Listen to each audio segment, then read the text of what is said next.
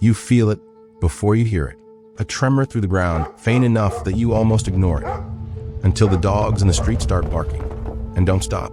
Then the sound, a deep, distant boom, like something enormous cracking open. You step outside. The sky to the north has changed. A column of ash and smoke is climbing straight up, faster than smoke should climb, spreading out at the top into a shape one witness would later describe as looking like an umbrella pine tree. You have no idea yet that you're standing at the beginning of one of the most famous disasters in human history. You have maybe 18 hours, and your first decision is about to matter more than you know. You live in Pompeii, a prosperous Roman city on the Bay of Naples, sometime in the year 79 CE. Historians still debate whether this was August or, based on autumn produce and clothing found at the site, possibly October. Either way, the mountain looming over your city, Vesuvius, hasn't erupted in living memory.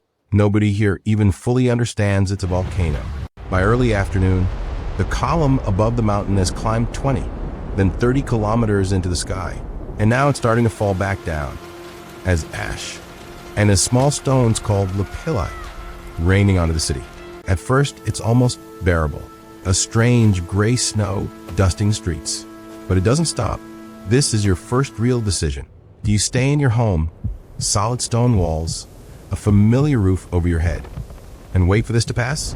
Or do you leave now, while the roads are still open? Here's what the evidence tells us matters. The falling ash and pumice will keep accumulating for hours, building up on rooftops. Roman roofs weren't built to hold tons of volcanic debris. Archaeological evidence from Pompeii shows buildings collapsing under that weight as the hours pass, and people inside them dying not from fire, but from being crushed. Staying put isn't automatically safe. Neither is running blind into a sky already choking with fallen debris. You decide to move, but carefully, watching the roofs, keeping to the middle of the streets where you can. You think you've made the right call. You're about to find out you're only in the first phase of this. By late afternoon, the ash is ankle deep, then knee deep in the streets. The sky has gone dark, not evening dark, but a thick, choking, unnatural dark in the middle of the day. The stones falling now aren't as gentle as before. Larger pumice, lapilli the size of a fist, hitting rooftops, hitting the ground, hitting anyone unlucky enough to be caught in the open. Around you, people are making different choices. Some are fleeing toward the coast, hoping for a ship. Some are sheltering in cellars and back rooms, believing thick stone will protect them. Some, archaeological evidence suggests, are trying to protect their heads with pillows, cushions, anything they can find as they move through the fallen debris. You keep moving. Every street is harder to navigate than the last. Familiar landmarks buried under gray ash. Doorways half blocked by drifts building against the walls. You think the worst is happening right now. It isn't. Not yet. Here's the mistake that killed people who might otherwise have survived. Waiting too long. For hours. The danger has been visible, loud, and undeniable.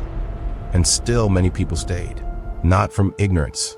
From the very human hope that this would ease off. That the worst had already passed. That home was still the safest place to be.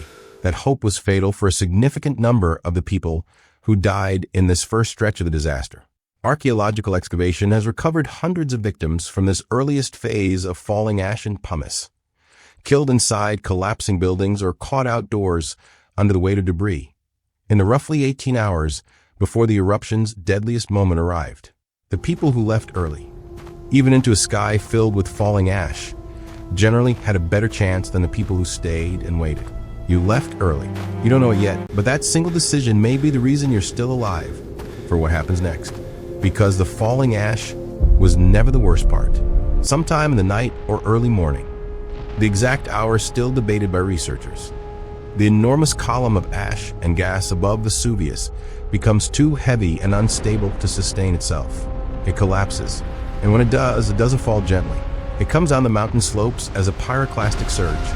A fast-moving wall of superheated gas, ash, and rock.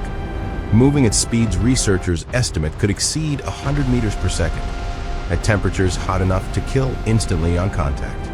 This is what destroyed Herculaneum, the smaller town closer to the volcano, and it's what ultimately overtook Pompeii as well. arriving in a series of surges through the early morning hours. If you're still within reach of these surges, nothing about willpower, planning, or preparation saves you. This is the phase where survival stops being a matter of decisions and becomes a matter of how far away and how fast you managed to get before it arrived. This is the moment the story stops being about clever choices. It becomes about how much distance you'd already put between yourself and the mountain. So did you make it? If you left early, moved steadily away from Vesuvius rather than toward the coast where crowds and debris were choking the roads, and put real distance behind you before the column collapsed, you very plausibly did. If you stayed, sheltering in a home you trusted, hoping the ash would stop, the evidence from the site itself suggests your odds were far worse. And if you were still in the city, in the open or indoors when the surges finally arrived, nothing you could have done at that point would likely have mattered. That's not a comfortable answer, but it's the honest one. What we know today comes from an extraordinary combination of evidence. The letters of Pliny the Younger, who watched the eruption from across the bay, and later wrote to the historian Tacitus describing what he saw, and centuries of archaeological excavation, which has revealed not just buildings and objects frozen in ash, but the outlines of people themselves, voids and hardened volcanic material, later filled with plaster to reveal the exact positions in which they died. Those casts are, in a real sense, the closest thing we have to witnesses who never got to speak. And they tell a consistent story. Some people were caught mid-motion, clearly still trying to move, to escape, to protect the people beside them, right until the very end. Could you have survived Pompeii? Maybe. It wouldn't have come down to courage or cleverness, or knowing some secret trick the people around you didn't. It would have come down to something simpler and harder to control. How quickly you recognized the danger for what it was, and how far you were willing to walk away from everything familiar before it was too late to matter.